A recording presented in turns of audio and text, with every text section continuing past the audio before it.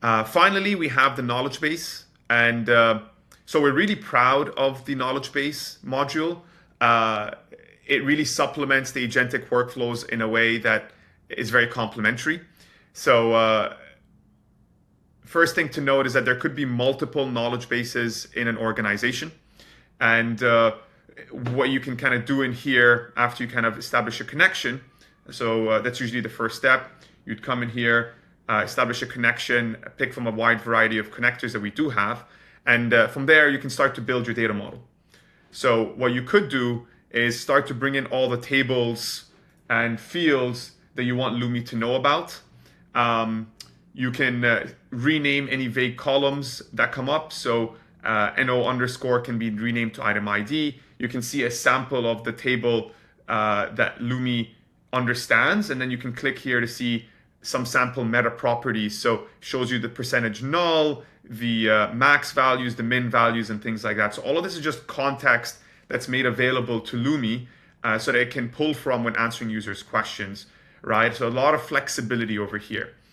The model tab allows you to visualize what's going on. And so you can clearly see that Lumi thinks that you can join the bill of materials table to current inventory on item ID. If you want to define explicit join conditions, you can very easily. The interface fully allows you to do that. And so this is just a lot of precision and control over the context that is needed in order to enable best-in-class conversational analytics capabilities. To bring in a new table or let's say a new use case, it's fairly simple. You can just pick any random table that you want. I'll just put this test table. Put an underscore over here. And you can see I can just bring in the fields. And you can see it gets added to my canvas over here. And let's say I'm trying, for the sake of this example, constraint name is actually item ID. You can very easily rename it from the semantic name. You can also add filters and details as needed. Again, additional controls that are there. And you can see it gets joined to the table immediately, right?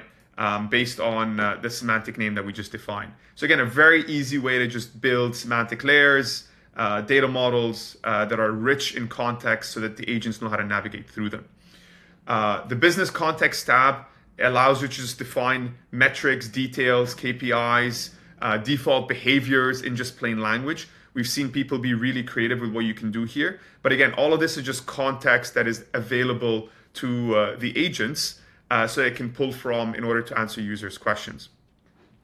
And then finally with memories, so remember there's thumbs up, thumbs down. The memories tab essentially allows you to commit certain responses or feedback provided by users into Lumi's memory bank or its knowledge base, reinforcing good behavior if it's been thumbs up, or avoiding bad. So do more of good and avoid the bad is kind of the idea here. That definitely improves the quality of responses we've seen. And then finally, a tab to manage all the user permissions. And so very easily just who's a contributor, who's a viewer, and all of these things.